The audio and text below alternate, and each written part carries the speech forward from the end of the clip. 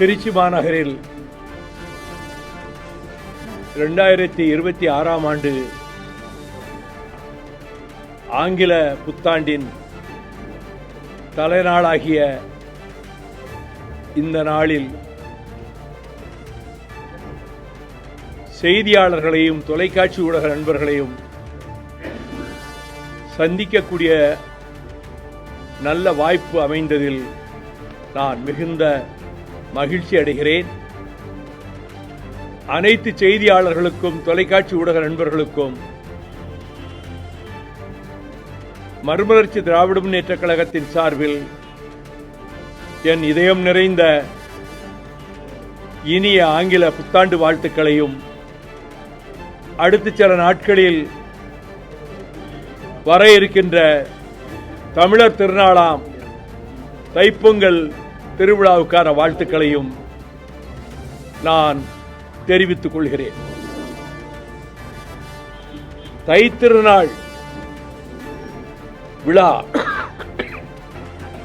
அது தமிழர்களின் திருவிழாவா இல்லையா என்று 1935 ஒரு கலந்த ஆலோசனை கூட்டம் மறைமலை அடிகள் தலைமையில் நடைபெற்றது. தந்தை பெரியார், சோமசுந்தர பாரதியார், முத்தமிழ் காவலர் கி.ஆ.பெ. விஸ்வநாதம், பேராசிரியர் நமச்சிவாயனார் மற்றும் தமிழ்த்தென்றல் திருவிகா உள்ளிட்ட அறிஞர்கள் கலந்து கொண்டு நீண்ட நேரம் விவாதம் நடைபெற்ற போது, தைப்பொங்கல் விழாதான் தமிழர்களின் ஒரே விழா, அது தைத்திருநாள் முதல் நாளில் கொண்டாடப்பட வேண்டும் என்று அவர்கள் ஒரு பிரகடனமாக தந்தை பெரியார் அவர்கள் அதனை வெளியிட்டார்கள். ஆகவே தைப்பொங்கல் விழா என்பது சாதி மதம் கடந்து இந்த தமிழ்நாட்டிலே உலகெங்கு வாழுகிற தமிழர்கள் கொண்டாடுகிற திருநாள் விழாவாகவே நடைபெற இருக்கின்றது. நான் 1986 தமிழ்நாட்டினுடைய நவ திருப்பதிகளிலே ஒன்று என்று வைணவர்கள் வழிபடுகிற தென்திருப்பேரை உள்ள மகர நெடுங்குழைக்காதர் ஆலயத்தில், அந்த ஆலயத்தில் நூற்றாண்டுகளாக பாதுகாக்கப்பட்டு வைத்திருந்த வைர நகைகள், தங்க நகைகள் அனைத்தும் களவு போய்விட்டன என்பதனை பொழுது விடிந்தபின் ஆலயத்துக்குள்ளே நுழைந்த பட்டர்கள் அறிந்த மாத்திரத்தில் அந்த ஊரிலே 108 பிராமண குடும்பங்கள் இருந்தன. அவர்கள் அத்தனை பேரும் தங்கள் வீட்டிலே இருக்கக்கூடிய ஒரே நகையும் திருடு போய்விட்டதைப் போல எல்லோரும் கதறி அளவும் ஒரு பெரும் பரபரப்பான சூழல் ஏற்பட்ட போது, நான் மகர நெடுங்குழைக்காதர் ஆலயத்துக்கு சென்று எந்தெந்த இடங்களிலே அந்த நகைகள் வைக்கப்பட்டு களவு போய்விட்டன என்பதையும் பார்த்துவிட்டு அவர்களிடமிருந்து விடைபெற இருந்தபோது அவர்கள் சொன்னார்கள், இடைத்தேர்தலுக்கு முன்னாள் முதலமைச்சர் டாக்டர் கலைஞர் அவர்கள் வருகிறார்கள், இன்று காலையிலே வருவதாக செய்தி வந்திருக்கிறது, நீங்கள் அவரை இங்கே அழைத்துக் கொண்டு வந்து இதை பார்க்க செய்ய வேண்டும் என்றார்கள். நான் முத்தமிழறிஞர் டாக்டர் கலைஞர் அவர்களிடம் நவ திருப்பதிகளில் ஒன்றாக கருதப்படுகிற வைணவ தலத்தில் இப்படிப்பட்ட கொள்ளை நடந்திருக்கிறது, நீங்கள் வந்து பார்வையிட வேண்டும் என்று அவர் அத்தனை பேர் விரும்புகிறார்கள் என்று சொன்னவுடன் கலைஞர் அவர்கள் மறுப்பேதும் சொல்லாமல், நான் வருகிறேன், ஆலயத்துக்கு உள்ளேயே சென்று பார்ப்போம் என்றார். ஆலயத்துக்குள்ளே எந்தெந்த இடங்களிலே வைக்கப்பட்டிருந்த நகைகள் என்பதை எல்லாம் கொண்டு போய் அந்த அர்ச்சகர்கள் காண்பித்தார்கள். பார்த்துவிட்டு வெளியே வந்தபோது அந்த வீடுகளில் வசிக்கக்கூடிய பெரியவர்களும் தாய்மார்களும் எல்லோரும் ஒரு சேர வந்து இந்த நகைகளை எப்படியாவது மீட்டு கொடுப்பதற்கு நீங்கள் அழுத்தம் கொடுத்தால் காவல்துறை வேகமாக செயல்படும் என்றார்கள். நான் அப்படியே செய்கிறேன் என்று சொல்லிவிட்டு திரும்பினோம். சில நாட்களிலே இடைத்தேர்தல் முடிந்துவிட்டது. அதிலே திராவிட முன்னேற்றக் கழகம் வெற்றி வாய்ப்பை இழந்தது. நான் தலைவரின் விருப்பத்துக்கேற்ப இதற்காக நீங்கள் அந்த மக்களை திரட்டிக்கொண்டு நடந்தே வந்து மாவட்ட ஆட்சித்தலைவரிடமும் காவல்துறை கண்காணிப்பாளரிடமும் நீங்கள் வேண்டுகோளும் புகாரும் கொடுங்கள் என்றார். அதன்படி நான் தென்திருப்பேரையில் இருந்து புறப்படும் போது அந்த வீடுகளில் இருந்த ஏராளமான சகோதரிகளும் அந்த ஊர் இளைஞர்களும் பக்கத்து கிராமங்களிலே உள்ளவர்களும் என்னோடு சேர்ந்து கொண்டார்கள். அங்கிருந்து நாங்கள் நடைபயணமாக வந்து மாவட்ட ஆட்சித்தலைவரையும் காவல்துறை கண்காணிப்பாளரையும் சந்தித்து புகார் மனு கொடுத்தோம். சில நாட்களிலேயே அதை கொள்ளையடித்தவர்கள் பிடிக்கப்பட்டு அந்த நகைகள் அனைத்தும் அந்த ஆலயத்தில் கொண்டு வந்து திரும்ப சேர்க்கப்பட்டன. ஆகவே தமிழகத்திலே இருக்கக்கூடிய சைவ சமயமும் வைணவ சமயமும் தமிழர்கள் நெஞ்சுருகக்கூடிய பாடல்களை, சைவத்திலே தேவாரம், திருவாசகம் என்ற அருமையான காவியங்களையும், வைணவத்தில் ஆழ்வார்கள் பாடிய 4000 திவ்ய பிரபந்தம் உள்ளிட்ட அந்த நூல்களையும் மக்கள் விரும்பி போற்றி இசைக்க ஆரம்பித்தார்கள், ஆலயங்களிலே கேட்க ஆரம்பித்தார்கள். ஆகவே ஆலயங்களில் எங்களை பொறுத்தமட்டில் ஆலயங்களுக்கு நாங்கள் எதிரிகள் அல்ல. வைணவ சமயத்துக்கோ சைவ சமயத்துக்கோ நாங்கள் எதிரிகள் அல்ல. பகுத்தறிவு கொள்கையையும் நாங்கள் ஏற்றுக்கொண்டாலும் இந்த தமிழ்நாட்டில் இஸ்லாமியர்களும் இந்துக்களும் ஒற்றுமையாகவே பல ஆண்டு காலமாக, 100 ஆண்டுகளாக எந்த விதமான மோதலும் பூசலும் இன்றி சமய நல்லிணக்கத்தோடு வாழ்ந்து வருகின்ற இந்த நிலையை நிர்மூலமாக்குவதற்கு இப்பொழுது வடபுலத்திலே பல இடங்களிலே நடைபெற்ற இஸ்லாமியர்கள் மீது தாக்குதல், கிறிஸ்தவ தேவாலயங்கள் மீது தாக்குதல், கிறிஸ்தவ மக்கள் மீது தாக்குதல் என்கிற அளவுக்கு இந்துத்துவ சக்திகள் ஒரு வெறி உணர்ச்சியை தூண்டிவிட்டு இந்த மோதலில் அண்ணன் தம்பிகளாக சகோதரர்களாக வாழ்ந்து வந்த சமூகத்தினர் ரத்தம் சிந்தவும் உயிர் இழக்கவும் உயிர்பலியாகவுமான சூழ்நிலை உருவாக்கப்பட்டு வருகிறது.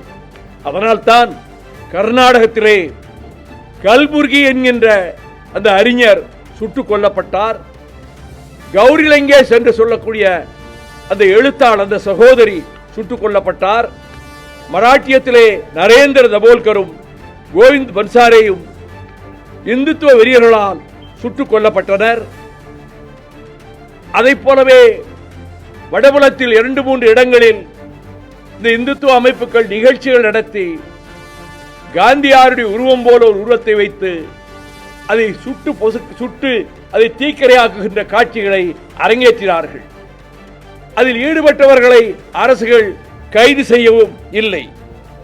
இந்த பின்னணியில் 2022 பிப்ரவரி 22ஆம் தேதி அலகாபாத்திலே இந்துத்துவ சக்திகளும் RSS இந்த அமைப்புகள் எல்லாரும் சேர்ந்து, விஸ்வ இந்து பரிஷத் எல்லோரும் சேர்ந்து ஒரு மாநாடு நடத்தினார்கள். தர்ம சன்சத் என்கின்ற அந்த மாநாடு 2 நாட்கள் நடைபெற்று 32 பக்கத்தில் ஒரு பிரகடனம் வெளியிட்டார்கள். அந்த பிரகடனத்தினுடைய வாசகங்களை கேட்டபோது தலையிலே இடி விழுந்ததைப் போல எவ்வளவு பெரிய ஆபத்தை இந்தியாவுக்குள்ளே ஏற்படுத்த முனைகிறார்கள் என்பதை உணர்ந்தேன். இதை நாடாளுமன்றத்திலும் பதிவு செய்திருக்கிறேன். அந்த பிரகடனத்தின்படி இனிமேல் இந்தியா என்பது இந்த நாட்டினுடைய பெயராக இருக்காது, இருக்கக்கூடாது. பாரத் என்றுதான் அழைக்க வேண்டும். இந்தியாவின் தலைநகரம் டெல்லியாக இருப்பது மாற்றப்பட்டு வாரணாசி தான் இந்தியாவின் தலைநகரம் ஆக்கப்பட வேண்டும். இந்தியாவில் இந்த நாட்டில் இருக்கக்கூடிய முஸ்லிம்களுக்கும் இனி குடியுரிமை இருக்கக்கூடாது, கிறிஸ்தவர்களுக்கும் குடியுரிமை இருக்கக்கூடாது. அந்த நிலையை நாம் உருவாக்கி நிலைநாட்ட வேண்டும். அது மட்டுமல்ல,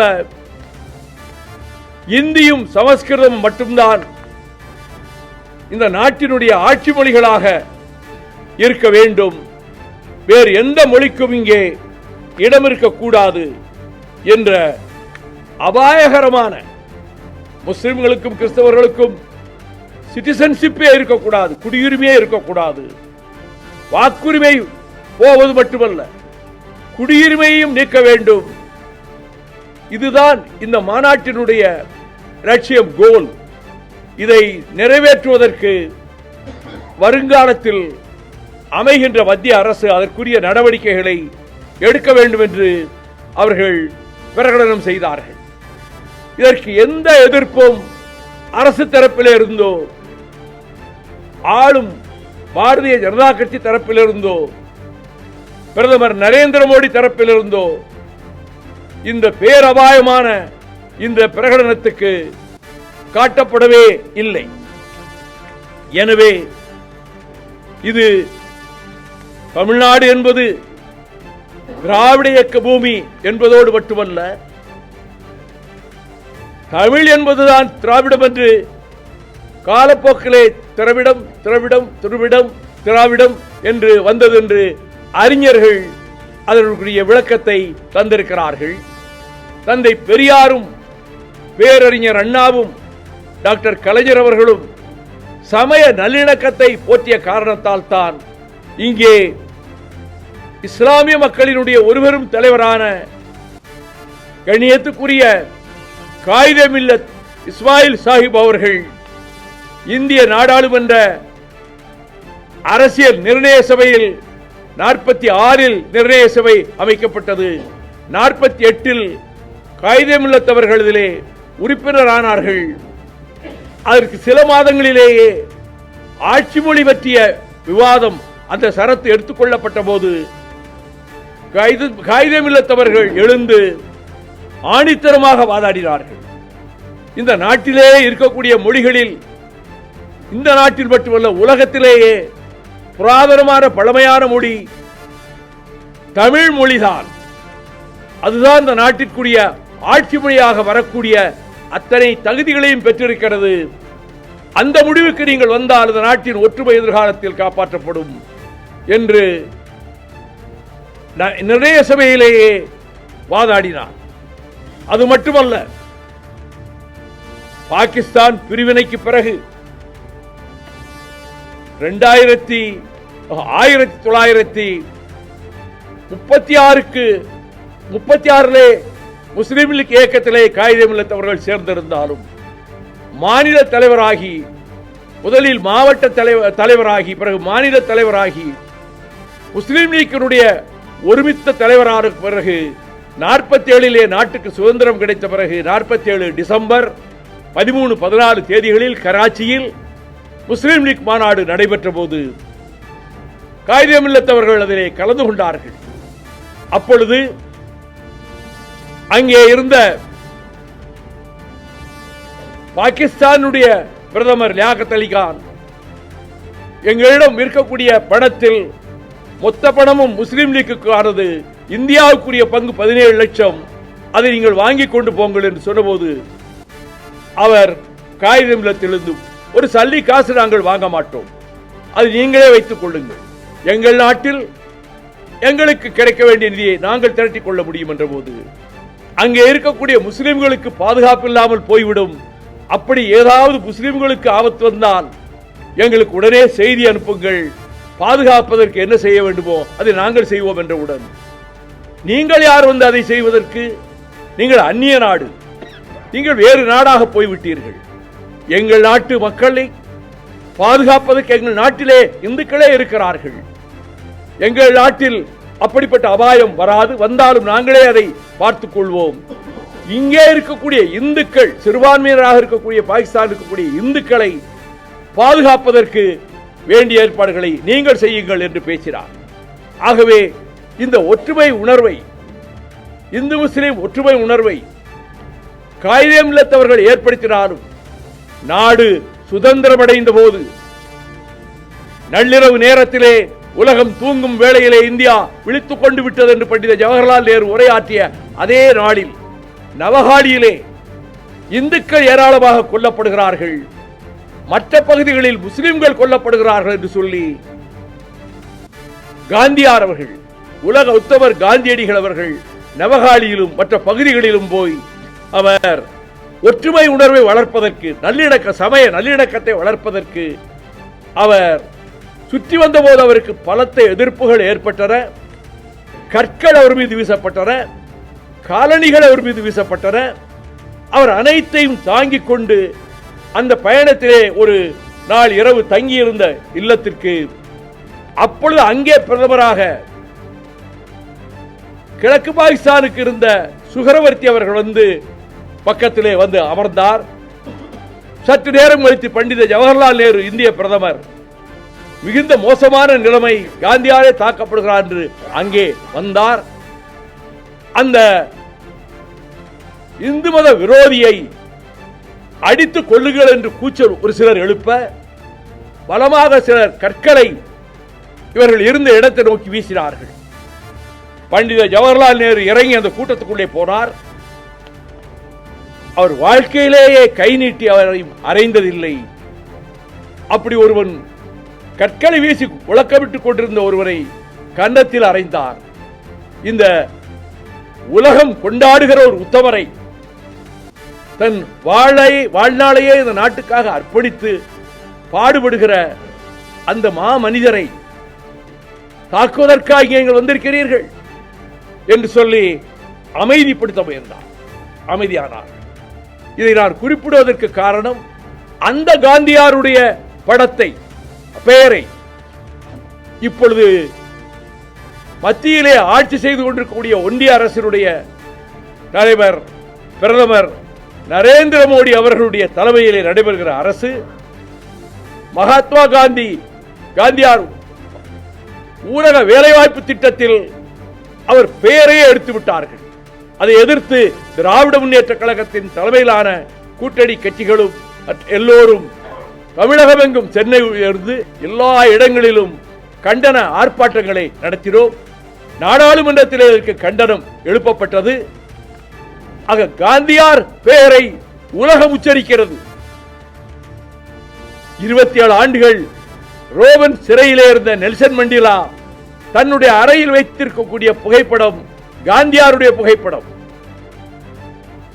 அடிமை விலங்குகளால் நசுக்கப்பட்ட கருப்பர்கள், நீக்ரோக்கள் என்று அழைக்கப்பட்ட கருப்பர்கள், பிளாக்ஸ், அவர்கள் 10% உட்பட்டுத்தான் அமெரிக்காவிலே இருக்கிறார்கள். ஆனால் அங்கே அந்த கருப்பரிடத்திலே இருந்து நாட்டினுடைய குடியரசுத் தலைவராக 2 முறையும் தேர்ந்தெடுக்கப்பட்ட பராக் ஒபாமா அவருடைய அறையில் அவர் அதிபராக இருந்த போதும் சரி, இப்பொழுதும் சரி, காந்தியார் படத்தை தான் வைத்திருக்கிறார். ஆக உலகம் போற்றுகிற, இந்தியாவுக்கு பெருமை தேடி தந்து உலகத்திலே அகிம்சை வழியையும் அறவழியையும் போதித்த அண்ணல் காந்தியடிகள் பெயரே எப்பொழுது நீக்கியிருப்பது. இதே நிலைமை நீடிக்குமானால் இனி கரன்சி நோட்டுகளிலும் காந்தியார் இருக்கிற படத்தை அகற்றுவதற்கு முன்வருவார்கள். அப்படிப்பட்ட வெறி உணர்ச்சியை தூண்டிவிட்டு தமிழ்நாட்டு மக்களை எப்படி ஏமாற்றலாம் என்று கருதி தமிழகம் போற்றுகின்ற கவிஞர்கள், பாவலர்கள் பாடல்களை 2-3 வரிகளை இந்தியில் எழுதி வைத்துக் கொண்டு அந்த வரிகளை வாசிப்பதும், இங்கே தர்மேந்திர பிரதான் வாசிக்கிறார், அமித்ஷா 2 வார்த்தை சொல்லி முயற்சித்து பார்க்கிறார், நரேந்திர மோடி நம்முடைய புறநானூற்றிலே இருந்து ஒரு பாடலை இந்தியிலே எழுதி வைத்து வாசித்து பார்க்கிறார். இதனால் எல்லாம் ஏமாற்றிவிட முடியாது. அவர்கள் இந்த வெறி கூட்டம் மத வெறியை தூண்டிவிட்டு சமய நல்லிணக்கத்தை சிதைத்து மோதல்கள் இரத்தக்களரிகள் நடக்கட்டும், கிறிஸ்தவர்கள் இஸ்லாமியர் உட்பட அவர்கள் மீதான தாக்குதல்கள் தொடரட்டும் என்ற நிலையிலே ஒரு விபரீதமான சூழல் உருவாகி வருவதால் பச்சிளம் குழந்தைகள், பாலகர்கள், தாய்மார்கள் இதனால் கடுமையாக பாதிக்கப்படுவார்கள் என்ற நிலையில்தான் சமய நல்லிணக்கத்தை மேலோங்க செய்ய வேண்டும். யாதும் ஊரே யாவரும் கேளிர் என்ற கோட்பாட்டை உலகத்துக்கு நாம் தந்தது மட்டுமல்ல, கிரேக்க பாராளுமன்றத்திலே இந்தியாவினுடைய குடியரசுத் தலைவராக போய் கலந்து கொண்டு சிறப்புரை ஆற்றிய மாமேதை அப்துல் கலாம் அவர்கள் ஒரு அற்புதமான உரையை ஆங்கிலத்திலே தருகிற பொழுது அவர் புறநானூற்று பாடலினுடைய அந்த வரிகளையும் சொல்லி அந்த கருத்துக்களையும் சொல்லி உலகத்துக்கே வழிகாட்டக்கூடிய அறநூல்கள் இந்தியாவின் திருக்கோடியில் இருக்கக்கூடிய தமிழ்நாட்டிலே இருக்கக்கூடிய தமிழ் மொழியில் தான் இருக்கிறது என்று அவர் கூறினார். அப்படிப்பட்ட நல் இணக்கம் வளர வேண்டிய நிலையில் இந்த மதவெறி கூட்டம், இந்துத்துவா கூட்டம், RSS, VHP போன்ற அமைப்புகள் இந்த ஒற்றுமை உணர்வை சிதைத்து பாழ்படுத்திவிடக் கூடாது என்பதற்காகத்தான் நான் 2004ஆம் ஆண்டு தாமிரபரணி கரையிலிருந்து புறப்பட்டு 1200 கிலோமீட்டர் நடைபயணம் மேற்கொண்ட போதும் இதைத்தான் நான் எல்லா இடங்களிலும் சாதி சமய ஒற்றுமை வேண்டும், நல்லிணக்கம் வேண்டும், மோதல்கள் கூடாது என்பதை முன் கருத்தாக வைத்து அந்த நடைபயணத்தை நான் நடத்தினேன். மொத்தம் 10 நடைபயணங்களில் 1994 ஜூலை 27 முக்கடல் சந்திப்பான குமரிமுனையிலிருந்து நான் 52 நாட்கள் நடந்த போதும் இந்த கருத்துக்களோடு நான் ஆங்காங்கே என்ன விதமான செய்தி அந்த பகுதிகளிலே சொல்ல வேண்டுமோ அவற்றை சொல்லிக் கொண்டு வந்தேன். முல்லை பெரியாறு பென்னிக்குயிக் அணைக்கு ஆபத்து வருகிறது, அணையை இடிக்க கேரளம் திட்டமிட்டு விட்டது என்ற நிலையில் அதற்காக 8 ஆண்டுகள் கம்பம் அப்பாஸ் அவர்களை 5 மாவட்ட பாசன விவசாயிகள் சங்க தலைவரை உடன் அழைத்துக் கொண்டு 678 ஊர்களுக்கு சென்று கட்சி கொடி கட்டாமல் நான் பிரச்சாரம் செய்ததோடு மதுரையிலிருந்து கூடலூர் வரைக்கும் 3 முறை நடைபயணம் மேற்கொண்ட போது லட்சக்கணக்கான மக்கள் நான் சந்திக்க முடிந்தது. வெள்ளிக்குக் அணையை நாம் பாதுகாத்து தீர வேண்டும் என்ற போது கடைசியில் கம்பம் பள்ளத்தாக்கிலும் கூடலூர் வரையிலும் லட்சக்கணக்கானவர்கள் திரண்டார்கள். அந்த முல்லை பெரியாரை பாதுகாப்பதற்காக, வெள்ளிக்குக் அணையை பாதுகாப்பதற்காக நான் நடைபயணம் மேற்கொண்டதோடு ஸ்டெர்லைட் நாசகார காப்பர் ஸ்மெல்டர் நாசகார நச்சாலையை தூத்துக்குடியிலே இருந்து அகற்ற வேண்டும் என்று சொல்லி மகாராஷ்டிரத்திலே ரத்னகிரி என்கிற இடத்தில் அந்த ஆலைக்கு சரத்பவார் அனுமதி கொடுத்து ஆலையின் கட்டிடங்கள் எழுப்பப்பட்டு எந்திரங்கள் பொருத்தப்பட்ட நிலையில் ரத்னகிரி மாவட்டத்திலே இருக்கக்கூடிய அல்போன்சா மாங்கனிகளை தருகிற அந்த மாந்தோட்டங்களை வைத்திருந்த விவசாயிகள் ஒரு அமைப்பை உருவாக்கி தொடர்ந்து போராட்டம் நடத்தி பின்னர் ஒரு நாள் 1000க்கு மேற்பட்டவர்கள் திரண்டு சென்று ஸ்டெர்லைட் ஆலையை அடித்து நொறுக்கி எந்திரங்களை எல்லாம் தூளாக நொறுக்கிவிட்டார்கள். எந்த காவல்துறையும் சரத்பவார் அனுப்பவில்லை. 3ஆம் நாள் கொடுத்த லைசன்ஸை திரும்ப பெற்றுக் கொண்டார். எங்கள் ஸ்டேட்ல ஸ்டெர்லைட்டை அனுமதிக்க மாட்டோம் என்று அறிவித்து விட்டார். கோவாவிலே நுழைய முயன்ற போது கோவா அரசு உள்ளே வராதே என்று தடுத்து விட்டது. குஜராத்திலே போய் ஆரம்பிக்கலாம் என்று அனில் அகர்வால் வேதாந்தா குழும தலைவர் முயன்ற போது குஜராத் எங்கள் மாநிலத்திலே அனுமதிக்க மாட்டோம் என்று விட்டார்கள். ஆனால் அதற்கு பிறகு அப்பொழுது ஆட்சி பொறுப்பிலே இருந்த அண்ணா திராவிட முன்னேற்ற கழகத்தினுடைய தலைவர் அம்மையார் ஜெயலலிதா அவர்கள் முதலமைச்சராக இருந்தபோது வந்து அணுகிய ஒரு வாரத்திற்குள்ளாக அனுமதி பெற்று அந்த ஸ்டெர்லைட் ஆலையை அங்கே நிறுவினார்கள். அதை எதிர்த்து தொடர்ந்து நடைபயணம் நான் மேற்கொண்டது மட்டுமல்ல, ஊர் ஊராக சென்று அதற்கு எதிராக பிரச்சாரம் செய்தது மட்டுமல்ல, 5 உண்ணாவிரத அறப்போராட்டங்கள், 3 மறியல் போராட்டங்கள் என்று நான் நடத்திய போது, அப்பொழுது ஆலை நிர்வாகம், அந்த ஆலையிலே ஒரு விபத்திலே 2 தொழிலாளர்கள் இறந்தபோது என் பெயரை சொல்லி விடுதலை புலிகளை கொண்டு வந்து இங்கே 2 பேரை சாகடித்து விட்டார்கள் என்று நிர்வாகத்தின் சார்பாக ஒரு அறிக்கை வெளியிட்டார்கள்.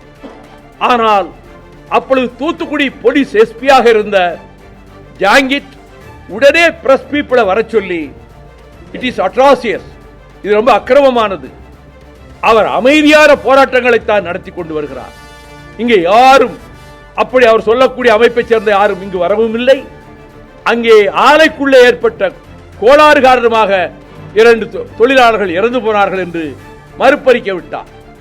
இனி இதே பழியைத்தான் நம் மீது போடுவார் என்று கருதி நான் ஹைகோர்ட்டிலே ரிட் மனு தாக்கல் செய்தேன். அதன் மீது வாதங்கள் நடந்தபோது தலைமை நீதிபதி லிவரான் பத்மநாபன் அமர்விலே அது வாதத்துக்கு எடுத்துக் கொள்ளப்பட்ட போது தூத்துக்குடி வழக்கறிஞர் கிருஷ்ணன் 1 வாரம் சென்னையில் வந்து தங்கியிருந்து எனக்கு என்னென்ன வாதங்கள் எடுத்து வைக்க வேண்டும் என்பதற்கு எனக்கு பயிற்சி கொடுத்தார். அந்த அடிப்படையில் ஸ்டெர்லைட் சார்பாக கே வேணுகோபால் வந்து இந்தியாவின் தலை சிறந்த வழக்கறிஞர் வந்து வாதாடினார். அப்பொழுது 4 நாட்கள் வாதம் நடைபெற்றது. நான் 7 மணி நேரம் நான் வாதங்களை எழுப்பியிருக்கிறேன். அந்த சந்தர்ப்பத்தில் லிபரான் கேட்டார், 50 லட்சம் மக்களுக்கு மேல் பாதிக்கப்படுவார்கள் என்று சொன்னீர்கள், 15,000 பேர் தானே உங்களோடு கைதாகி இருக்கிறார்கள் என்று கேட்டபோது, 40 கோடி மக்களின் விடுதலைக்காகவே மொத்தம் 35,000 பேர் தானே கைதானார்கள் என்று நான் சொன்னேன். சொல்லிவிட்டு நான் தனிப்பட்ட லாபத்திற்காகவோ எதையோ எதிர்நோக்கியோ இந்த போராட்டம் நடத்தவில்லை, இந்த வழக்கை நான் தொடுக்கவில்லை, எங்கள் அந்த மாவட்டம் முழுமையும் விவசாயிகளும் மீனவர்களும் பாதிக்கப்படுவார்கள் என்பதனால் பொது நோக்கத்துக்காக நான் இந்த வழக்கை தாக்கல் செய்தேன் என்று சொன்னபோது சீஃப் ஜஸ்டிஸ் லிபரான் சொன்னார், there is no need for anybody to vouch for your honesty and dignity and sincerity, everybody knows about it என்று ஓபன் கோர்ட்ல இப்படி ஒரு பாராட்டை தெரிவித்தார். அடுத்த 4 நாள் கழித்து சுப்ரீம் கோர்ட் சீஃப் ஜஸ்டிஸ்க்கு அனில் அகர்வால் தரப்பிலிருந்து ஒரு தந்தி கொடுத்தார்கள். இந்த கிரீன் பெஞ்சிலே உட்கார்ந்திருக்க ஜஸ்டிஸ் பத்மநாபருக்கு வைகோ உறவினர், அவர் வீட்டு கல்யாண வரவேற்பிலே அவர் கலந்து கொண்டிருக்கிறார், இந்த பெஞ்சை மாற்ற வேண்டும் என்று ஒரு தந்தி கொடுத்தார். அது சுப்ரீம் கோர்ட் சீஃப் ஜஸ்டிஸ் அதை தூக்கி தூர போட்டு விட்டார், அவங்க அதை பற்றி கண்டுக்கிடல. ஆனால் ஜஸ்டிஸ் பத்மநாபன் கோர்ட் கூடின உடனே எழுந்து, என் நாணயத்தின் மீது நம்பிக்கை இல்லாமல் என் மீது ஸ்டெர்லைட் நிர்வாகம் குற்றம் சாட்டுகிறது, நான் இந்த பெஞ்சை விட்டு இந்த வழக்கு வேறு பெஞ்சுக்கு போகட்டும் என்று அவர் விலகிக் கொண்டார். வழக்கு வேறு பெஞ்சுக்கு போனது. அந்த பெஞ்சு சாதகமாக ஸ்டெர்லைட்டுக்கு சாதகமாக தீர்ப்பளித்தது. அதற்கு பிறகு அதுக்கு மேலும் ஒரு ரிட் மனு தாக்கல் செய்யப்பட்டு தொடர்ந்து 5 ஆண்டு காலம் வாதம் நடைபெற்று பிறகு 2010 செப்டம்பர் 28ஆம் தேதி அன்று ஜஸ்டிஸ் பால் வசந்தகுமார், ஜஸ்டிஸ் எலிபி தர்மராவ் பெஞ்ச் ஸ்டெர்லைட்டை நிரந்தரமாக மூடுவதற்கு தீர்ப்பளித்தது. அதை எதிர்த்து டெல்லி உச்சநீதிமன்றத்திலே போய் அதற்கு தடை ஆணை வாங்கிவிட்டது. 3 நாட்களில் ஸ்டெர்லைட் நிர்வாகம். பிறகு அந்த வழக்கு 33 வாய்தாக்கள் நடைபெற்றன. நானும் வழக்கறிஞர் தேவதாசும் அங்கே போய் கலந்து கொண்டோம். ஜஸ்டிஸ் பட்நாயக், ஜஸ்டிஸ் கோகலே பெஞ்சிலே அது தொடர்ந்து நடந்தது. அப்பொழுது ஸ்டெர்லைட்டினால் ஏற்படக்கூடிய ஆபத்துக்களை, அது என்னென்ன விதிகளை மீறி இருக்கிறது என்பதையெல்லாம் நான் தரவா படிச்சுட்டு போய் அவற்றை வரிசையாக வாதங்களை எடுத்து வைத்த பிறகு சர் சி.பி. ராமசாமி ஐயருடைய பேரனான தலை சிறந்த வழக்கறிஞர் அரிமா சுந்தரம் எழும்போது ஜஸ்டிஸ் பட்நாயக் சொன்னார், it will be a difficult task for you, it will be a Himalayan task to meet the challenges raised by Mr. Vaiko here. அப்படி சொன்ன உடனே சரி, இந்த கோர்ட்ல அனிம ஸ்டெர்லைட்டை மூடிடுவாங்க அப்படின்னு நான் நினைச்சேன். மூடிடுவாங்க நினைச்சு ஜெயலலிதா அவர் என்ன செய்தார்னா, மார்ச் 30 ஆலை மூட சொல்லி ஒரு உத்தரவை போட்டு விட்டார். ஏப்ரல் 2 கோர்ட் நடக்கு, தீர்ப்பு வரப்போகுது. வழக்கமா சிரிச்சுக்கிட்டே பார்க்கிற பட்நாயக் அவர்கள் ஒரு இடம் கூட சொன்னாரு, நான் மெட்ராஸுக்கு போனேன், பாண்டிச்சேரி போனேன், எங்க பார்த்தாலும் சுவரொட்டிகளில் ஒரு படத்தை பார்த்தேன், எங்கேயோ பார்த்துருக்கேன் இந்த ஆளுன்னு. கடைசியில் பார்த்தா அது நீங்க தான், நான் தெரிஞ்சுக்கிட்டேன் அப்படின்லாம் பாராட்டினவர். ஸ்டெர்லைட் தொடர்ந்து நடத்தப்படும் என்று அறிவித்து விட்டார். அவர் அறிவித்த மாத்திரத்தில் நான் எழுந்து, my lord, kindly permit me to make my submission, என்னுடைய கருத்தை சொல்ல விடுங்கள், சொல்லுங்கள் என்றார். மகாராஷ்டிரத்தில் உடைச்சு நொறுக்கினாங்களே, அவங்க தான் மார்ஷியல் பீப்புளா? கிடையாது. அதை விட மார்ஷியல் பீப்புள் தமிழ்நாட்டில் உள்ளவங்க. எங்களுக்கு உடைச்சு நொறுக்கணுங்கிற எண்ணம் வந்ததா?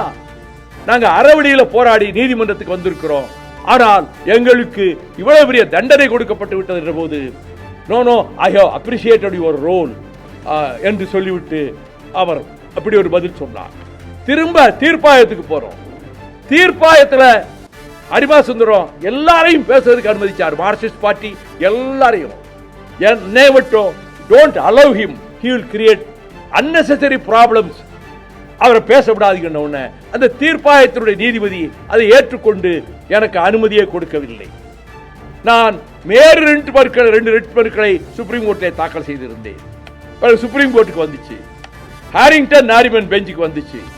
அப்பொழுது கடைசி வரிசையிலிருந்து நான் எழுந்து சொன்னேன், நான் இங்கே வாதாடுவதற்கு 2 நிமிடங்கள் வாய்ப்பு தாருங்கள் என்றவுடன் அவர் நாரிமன் அவர்கள், நான் பொட்டா கைதியாக இருந்தபோது என்னுடைய வழக்கை அவருடைய பாலி நாரிமன் நடத்தி தடை செய்யப்பட்ட இயக்கத்தை ஆதரித்து பேசுவது குற்றமல்ல என்ற தீர்ப்பை பெற்றுக் கொடுத்தவர் அவருடைய மகன்தான் ஹாரிங்டன் நாரிமன்.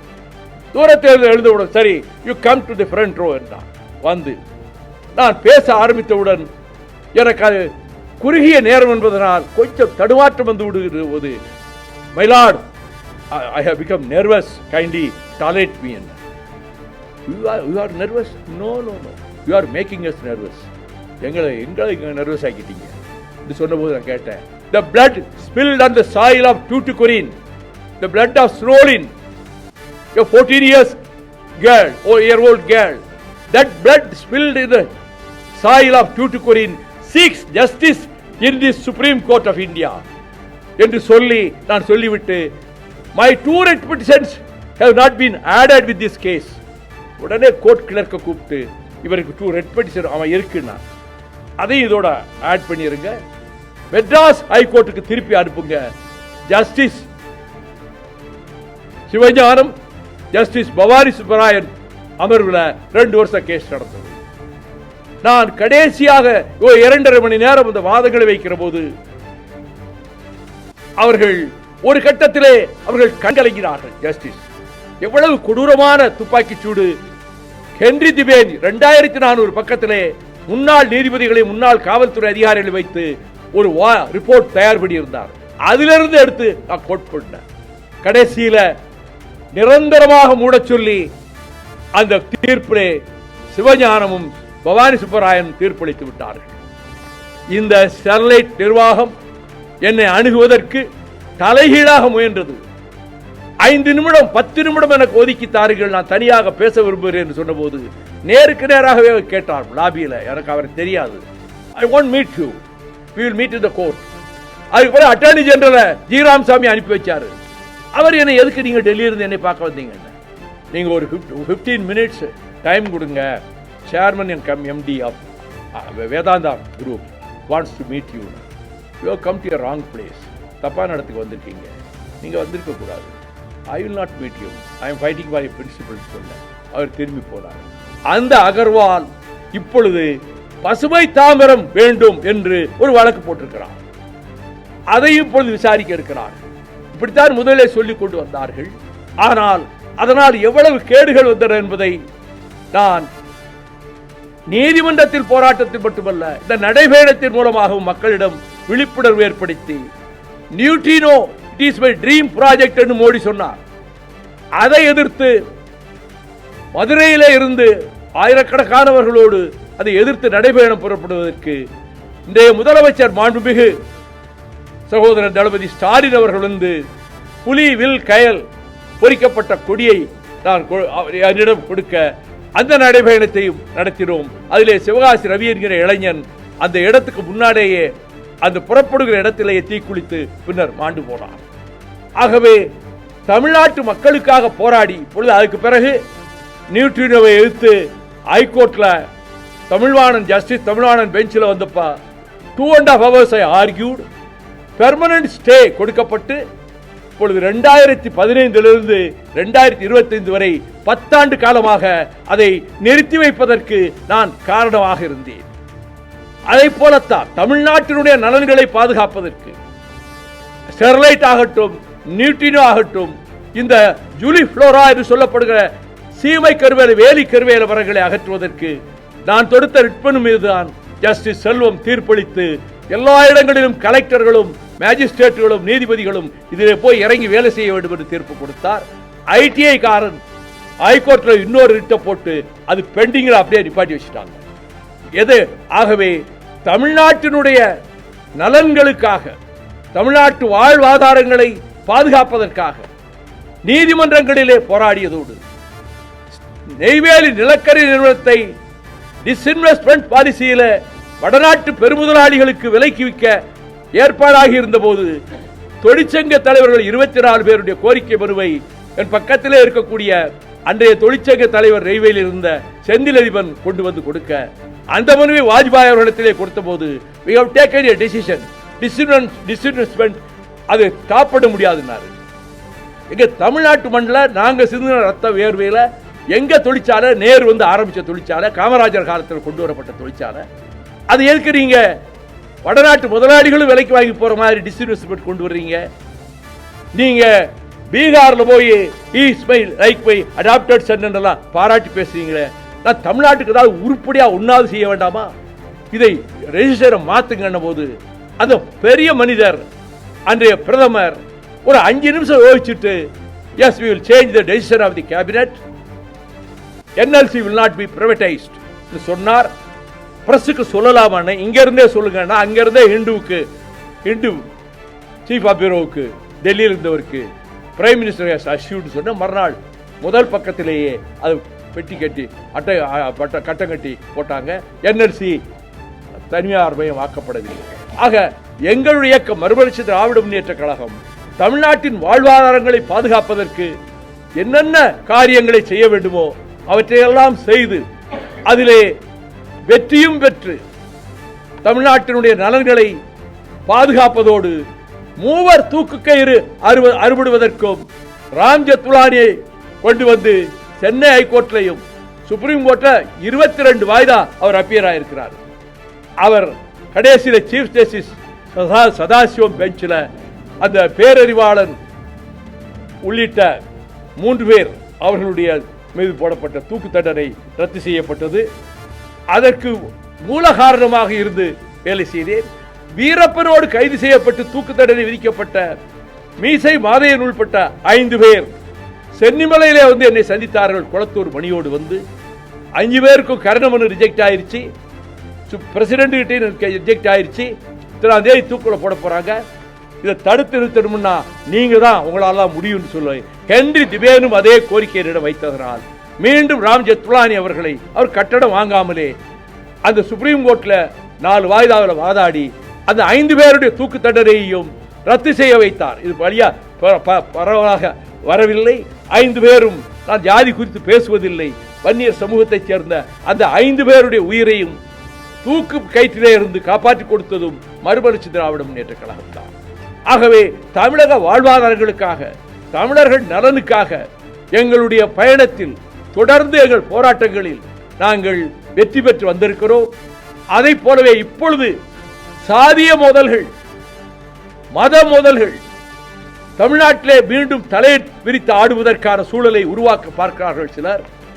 அதை தடுப்பதற்கு மக்களிடம் ஒரு விழிப்புணர்வை ஏற்படுத்தி சகோதரர்களாக நாம் ஒருவருக்கொருவர் இணக்கமாக இருக்க வேண்டும் என்ற கருத்தை முழுமையாக வலியுறுத்தி அந்த மக்களிடம் விழிப்புணர்வை ஏற்படுத்த வேண்டும் என்பதற்காகத்தான் இங்கே திருச்சி மாநகரிலிருந்து நாளை ஜனவரி 2ஆம் தேதி நான் தொண்டரணி, இளைஞரணி, மாணவரணி தோழர்களோடு நடைபயணம் மேற்கொள்ள இருக்கிறேன்.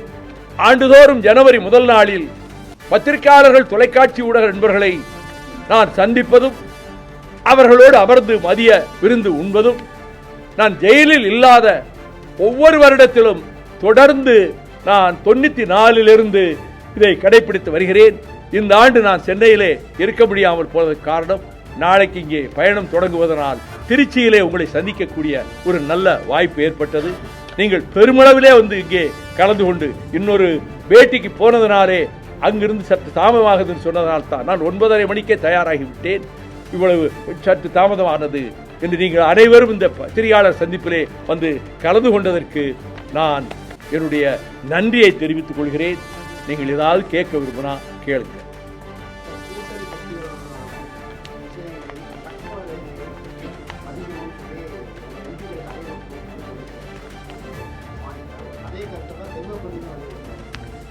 லட்சுமண ரேகையை தாண்டுற வழக்கம் எங்களுக்கு எப்பயுமே கிடையாது. லட்சுமண ரேகைங்கிறது லட்சுமணன் கோடு கிழிச்சு சீதையிட்ட இந்த கோட்டை தாண்டி வெளியே வராத, நீ உள்ளே இருன்னு சொல்லி வற்புறுத்தி அனுப்புனதுனால சீதா அபயம், லட்சுமணா அபயம்னு சத்தம் கேட்குது, உங்கள் அண்ணன் உயிருக்கு ஆபத்து வந்துருச்சு, நீங்கள் போங்கும்போது போக மாட்டேன்னா அப்போ நான் அண்ணன் சாகட்டும் தான் இது வரைக்கும் இருந்தீங்களான்னு ஒரு கொடிய வார்த்தைகளை சொன்னதுனால கோடு கிழிச்சு இழுத்து வராதுன்னு சொல்லிட்டு போகிறேன். ராவணன் என்னன்னா அந்த கோட்டுக்குள்ளே போகலை, அந்த கோட்டுக்கு வெளியே இருக்கக்கூடிய பூமியவே அப்படியே பேர்த்தெடுத்துட்டு போகிறான்னு கம்பன் எழுதியிருக்கிறான். இதுதான் லட்சுமண ரேகாவுடைய வரலாறு. நாங்களும் எங்கள் எல்லை தாண்டி போகிறதில்லை. எந்த கருத்துக்களை சொல்லணுமோ கூட்டணி தர்மம் தலைப்பதற்கும் கூட்டணி தலைமையை மதித்து செயல்படுவதற்கும் இலக்கணமாக செயல்படுகிற கட்சி மறுமலர்ச்சி திராவிட முன்னேற்ற கழகம். அதனால நாங்கள் அந்த மாதிரி விதத்தில் கூட்டணியில் இருக்கக்கூடிய எந்த கட்சியையும் விமர்சிக்கிற வகையிலோ புண்படுத்துகிற வகையிலோ நாங்கள் எந்த கருத்து சொல்லலாம். அதாவது காங்கிரஸ் இயக்கத்தின் நிர்வாகி சகோதரர் பிரவீன் சக்கரவர்த்தி அவர்கள் தமிழ்நாட்டின் பொருளாதாரம் குறித்தும் திமுக அரசு குறித்தும் அவர் வைத்த அந்த விமர்சனம் பற்றி ஒரு பத்திரிகையாளர், ஒரு நாளிதழ் பத்திரிகையாளர் என்னிடம் கேள்வி கேட்ட பொழுது, அவர் பிரவீன் சக்கரவர்த்தியுடைய கருத்துக்கள் எந்த தரவுகள் இல்லாமல் உண்மைக்கு புறம்பானவை, கண்டிக்கத்தக்கது என்று கூறியதுடன் பிரவீன் சக்கரவர்த்தி இந்த கருத்துக்களை காங்கிரஸ் இயக்கத்தின் மாநில தலைவர் சகோதரர் செல்வ பெருந்தகை மற்றும் காங்கிரஸ் இயக்கத்தின் நாடாளுமன்ற உறுப்பினர்கள் சகோதரர் சசிகாந்த் செந்தில் போன்றவர்களும் பிரவீன் சக்கரவர்த்தியின் இந்த கருத்திற்கு கண்டனம் தெரிவித்துள்ளார்கள் என்று கூறிவிட்டு, தொடர்ந்து கூட்டணிக்கு மட்டுமல்ல காங்கிரஸ் இயக்கத்துக்கும் ஒரு தர்ம சங்கடத்தை உருவாக்கும் இதுபோன்ற கருத்துக்களை பிரவீன் சக்கரவர்த்தி அவர்கள் தொடர்ந்து செய்து கொண்டிருக்கின்றார். இதற்கு காங்கிரஸ் இயக்க தலைமை முற்றுப்புள்ளி வைக்க வேண்டும் என்று கூறினேன். அரசியலை கடந்து காங்கிரஸ் பேரியக்கத்தின் நம்பிக்கை நட்சத்திரம் எதிர்காலம் சகோதரர் ராகுல் காந்தி மீது அளவற்ற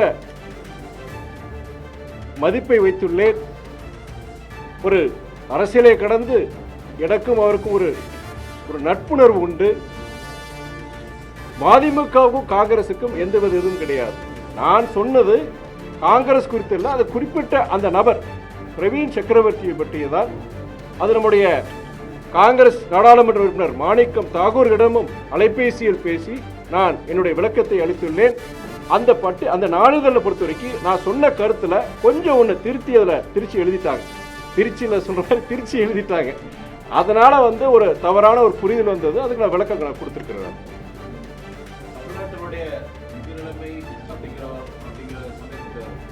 கடன்மை அப்படிங்கிறதா இந்தியாவிலே நம்பர் 1 ஸ்டேட் அப்படிங்கிற மாதிரி தான் காங்கிரஸ் பெரிய ஒரு பிரளயத்திற்கு இருக்கு. உங்களுடைய பார்வையில் நீங்களும் நல்ல பொருளாதார அறிஞர், உங்களுடைய பார்வையில் தமிழ்நாட்டை இந்த அளவுக்கு கடன் வாங்கலாமா? அதாவது நீங்க நாட்டுடைய மாநிலத்துடைய கடன் பொறுத்த வரைக்கும் கடனை பத்திரம் நீங்க சொல்ல முடியாது.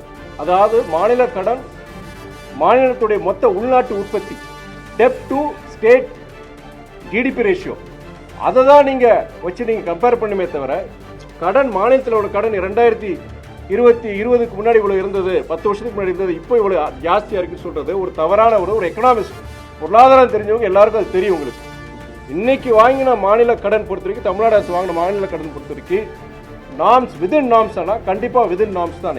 இன்ஃபேக்ட் இன்னொன்று நான் சொல்ல, நான் கடந்த அதிமுக ஆட்சியில் 2021க்கு முன்னாடி கிட்டத்தட்ட 27 விழுக்காடு இருந்து இன்னைக்கு கிட்டத்தட்ட 26 விழுக்காடுக்குள்ளதான் வந்திருக்கு.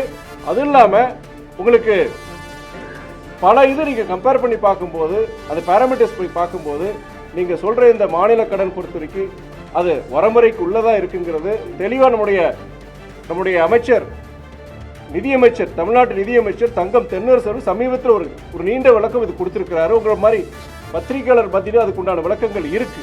ஆனால் இது பொறுத்த வரைக்கும்னா அந்த நபருடைய கருத்து பொறுத்த வரைக்கும் ஒரு குழப்பத்தை உருவாக்கக்கூடிய ஒரு கருத்தை தான் நம்ம பார்க்க வேண்டியது. சமயத்துல ஒரு இந்த மாதிரி மாற்றங்கள் நிறைய வந்துகிட்டே இருக்கு. ஸோ அது ஒரு ஒவ்வொரு பீரியட் அவங்க வந்து நேரடியாகவோ மறைமுகமாகவும் சுட்டி காட்டினாலும் மத்திய சர்க்காருடைய நயவஞ்சகமான மாற்றாந்தாய் மனப்பான்மை உள்ள போக்கில் தமிழ்நாட்டுக்கு கொடுக்கப்பட வேண்டிய நிதிகளை கொடுப்பதில்லை என்று முடிவெடுத்து கொண்டு இந்த அரசுக்கு எவ்வளவு நெருக்கடி கொடுக்க வேண்டுமோ கொடுத்து கொண்டிருப்பதோடு மட்டுமல்லாமல் இப்போ இந்த மகாத்மா காந்தி ஊரக வேலைவாய்ப்பு திட்டத்தில் கூட 40% செலவை மாநில அரசு ஏற்றுக்கொள்ள வேண்டும். எங்கெங்கே வேலை கொடுக்கணுங்கிறது கூட இனி மாநில அரசோ அந்த கிராம பஞ்சாயத்தோ கிராமத்து ஆளோ தீர்மானிக்க முடியாது, இனி மத்திய ஒன்றிய அரசு தான் தீர்மானிக்கும் என்று சொல்லி அவர்கள் இவ்வளவு நெருக்கடிகளை கொடுத்த போதிலும் அத்தனையும் சமாளித்துக் கொண்டு தமிழக முதலமைச்சர் அவர்கள், மாண்புமிகு ஸ்டாலின் அவர்கள் இந்த நிதி நெருக்கடிகளை எல்லாம் சமாளித்துக் கொண்டு எந்த மாநிலத்திலும் இல்லாத அளவுக்கு அரிய பல திட்டங்களை, பாடசாலைக்கு செல்லுகிற சின்னஞ்சிறுமிகள் சிறுவர்கள் முதற்கொண்டு அவர்களுக்கு முழுமையாக காலையிலே உணவு வழங்குகிற புதிய திட்டத்தை கொண்டு வந்ததோடு, மகளிருக்கு பேருந்தில் ஏறினா டிக்கெட்டு கிடையாது, முதல்ல ஃபர்ஸ்ட் ஆர்டரே அவருடைய அந்த ஆர்டர் தான். அப்படி இந்த நெறிநெறிகளுக்கு மத்தியிலும் இந்தியாவிலேயே பிற மாநிலங்களை விட மக்களுக்கு சேவையாற்றுகின்ற செய்கின்ற மாநிலம் இங்கே இருக்கிற திமுக தலைமையிலான அரசின் தான், இந்த மாநிலம் தான் என்று சொல்லுகிற அளவுக்கு நிர்வாகத்தை அவர் செவ்வனே நடத்தி கொண்டு வருகிறார். அதனால தான் நான் சொல்றேன், இப்பொழுது போகிற இந்த பயணத்தில் கூட இவற்றையும் நான் எடுத்து சொல்லி எந்த சூழ்நிலையிலும் தொடர்ந்து திராவிட முன்னேற்ற கழக அரசுதான் மலர வேண்டும். அது மீண்டும் திமுக அரசுதான் வரும் 2026. எந்த சூழ்நிலையில் யார் எந்த விதமான கூட்டத்தை கூட்டி காட்டினாலும் சரி, இப்பொழுது திருவண்ணாமலையிலே திராவிட முன்னேற்ற கழகத்தினுடைய இளைஞரணி மாநாட்டிலே பல லட்சம் பேர் பங்கேற்றனர். பல்லடத்திலே 3-4 நாட்களுக்கு முன்னாலே நடைபெற்ற மகளிரின் மாநாட்டிலே 1,50,000க்கு மேற்பட்ட பெண்கள் கலந்து கொண்டார்கள். ஆகவே மக்கள் சக்தியை திரட்டக்கூடிய திராவிட முன்னேற்ற கழகம் திராவிட இயக்கத்தினுடைய வலு சக்தியாக, நேச சக்தியாக, பாச சக்தியாக, வலிமை ஊட்டுகிற சக்தியாக, தமிழகத்தை வாழ வைக்கிற சக்தியாக திராவிட முன்னேற்ற கழகம் இருக்கிறது என்பதை நிரூபணம் செய்து கொண்டிருக்கிறது இந்த அரசு. ஆகவே வருகிற தேர்தலிலும் அவர்களுக்கே வாக்களிக்க வேண்டும் என்பதை நான் வேண்டுகோளாக வைப்பேன். அவர்களுக்கே திமுகவே தனிப்பெரும்பான்மை பெற்று அவர்களே மீண்டும் அரசை அமைப்பார்கள் என்பதிலே நான் உறுதியான நம்பிக்கையோடு இருக்கிறேன்.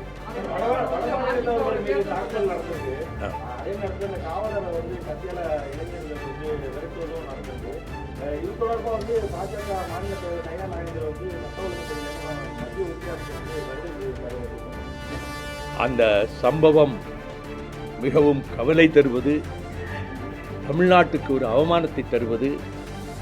இங்கே வடபுலத்திலிருந்து வந்த லட்சோபலட்சம் தொழிலாளர்கள் பாதுகாப்பாகத்தான் இருக்கிறார்கள்.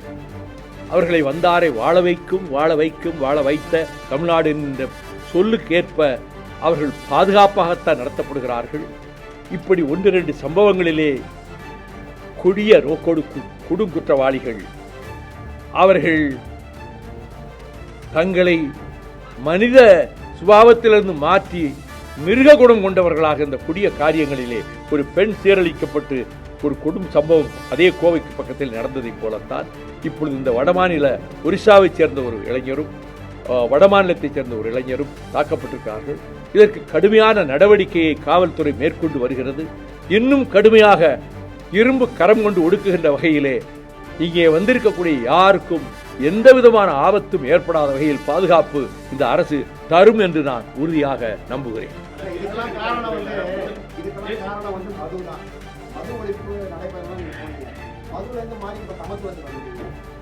இல்ல, அது மாறல. நான் ஒன்றும் மாறல.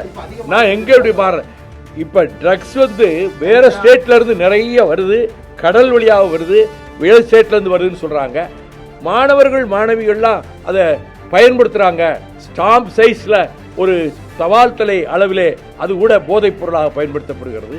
கொக்கைன், அப்பைன், அது மாதிரி எல்எஸ்டி, பிரவுன் சுகர், இதெல்லாம் இளைய சமுதாயத்தை குறிப்பாக மாணவிகளிடம் கூட இது போய் சேர்கிற அளவுக்கு ஒரு பெரும் ஆபத்து இருக்கிறதுனால நான் அதனால தான் கோரிக்கையா அரசு இன்னும் கடுமையான சட்டங்களை கொண்டு வந்து அதை வைத்திருந்தால் இவ்வளவு காலம் தண்டனை, பயன்படுத்தினால் இவ்வளவு காலம் தண்டனை என்பதை சட்டம் போடுவதோடு அதை நிறைவேற்றவும் செய்து இந்த கொடிய ஆபத்திலிருந்து, இந்த ட்ரக்ஸ் அபியூஸ் ஆபத்திலிருந்தும் தமிழகத்தை பாதுகாக்க வேண்டும், பாதுகாக்கும் இந்த அரசு என்று நான் நம்புகிறேன். இல்ல, அவர் புள்ளி விவரங்களை வச்சு சொல்றாரு. அவருக்கு கிடைச்ச புள்ளி விவரங்களை வச்சு வருது. பஞ்சாப் மாநிலம் எப்படி ஒரு காலத்தில் ஸ்போர்ட்ஸுக்கும் இதுக்கும் முக்கியத்துவம் கொடுத்து இந்தியாவுக்கே வழிகாட்டுகிற மாநிலமாக இருந்ததோ, அந்த பஞ்சாப் இந்த ட்ரக் அபியூஸ்னால இன்றைக்கு ரொம்ப நாசமாகி கொண்டிருக்கிறது. அந்த நிலைமை இங்கே வந்துவிடக்கூடாது என்பதற்காகத்தான் இந்த விழிப்புணர்வு ஏற்படுத்துவதற்காக, பெற்றோர்களிடம் விழிப்புணர்வு ஏற்படுத்துவதற்காக, இளைய தலைமுறையை பாதுகாப்பதற்காக இதை நல்ல நோக்கத்தோடு இந்த பயணத்தை நான் மேற்கொண்டேன். காவல்துறை இன்னும் கடுமையான நடவடிக்கைகள் எடுக்க வேண்டும். இதில் இருந்து இந்த இளைய தலைமுறை, மாணவ மாணவிகள் சமுதாயம் சிக்கிவிடக் கூடாது என்பதை மனதில் கொண்டு நடவடிக்கையை இந்த அரசு மேற்கொள்ள வேண்டும் என்று நான் கேட்டுக்கொள்கிறேன். சட்டம் ஒழுங்கு பாதுகாப்பாக தான் இருக்கு. படுகொலைகள் எல்லா காலத்திலும் நடந்த மாதிரி சில இடங்களில் கொலைகள் நடக்குது. அது வெறிபிடித்து போய் சில பேர் ஒரு நொடிப்பொழுதுல ஆயுதம் எடுத்து தாக்குற அந்த மாதிரியான மனோபாவம் இளைய தலைமுறை கொஞ்சம் வளர்ந்துகிட்டு வருது. அதையும் தடுக்க வேண்டியது கடமை. அதையும் நான் நிச்சயமாக மக்களிடைய விழிப்புணர்வு பிரச்சாரத்திலே மக்கள் நலனுக்கு எது நல்லது என்பது அதையும் நான் வலியுறுத்தி சொல்கிறேன்.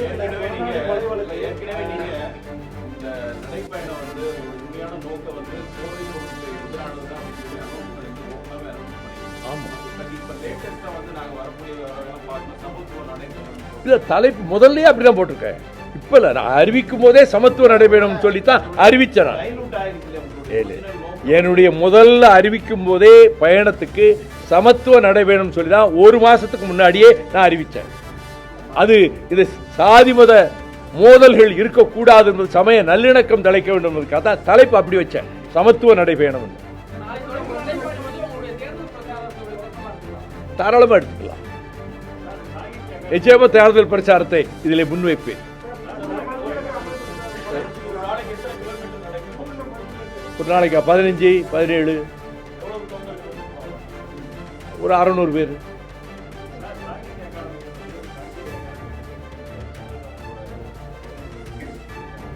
அது மிக தவறு.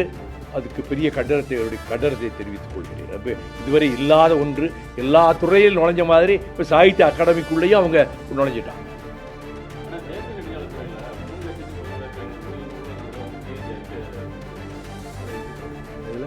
தேசிய நெடுஞ்சாலைத்துறையில் நேஷனல் ஹைவேஸ் எனக்கு புள்ளி விவரங்கள் அதெல்லாம் உங்களுக்கு தெரியாது. அதை சொன்னவர்கள் தான் கேட்கணும்.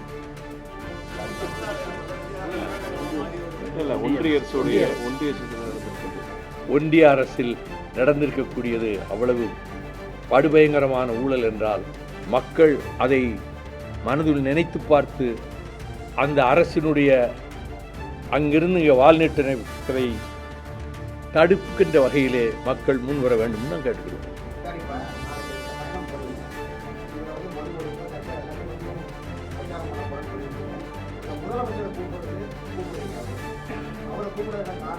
சமய நல்லிணக்கம் நான் மிக வற்புறுத்தி சொல்லியிருக்கேன். சமத்துவ நடைபெறும் தான் தலைப்பு கொடுத்திருக்கிறேன். சமய நல்லிணக்கத்துக்கு கேடு வருகிற வகையில் இந்துத்துவ சக்திகள் பல இடங்களில் இவங்க கோயிலுக்கும் தேவாலயத்துக்கும் கோயிலுக்கும் மசூதிக்கும் இடையில மோதல்ங்கிற மாதிரி கொண்டு வர முயற்சிக்கிறாங்க. இதை தடுக்க வேண்டியது நம்முடைய தலையாய கடமைங்கிற முறையில் தான் நான் இந்த தலைப்பு கொடுத்து போய்கிட்டு இருக்கேன். நான் ஏற்கனவே மது ஒழிக்கப்பட வேண்டியதுங்கிற கருத்தை சசிபெருமாள் காலத்துக்கு முன்னாடி இருந்தே நான் சொல்லிட்டு வரேன். அந்த கருத்தில் எந்த மாற்றமும் இல்லை.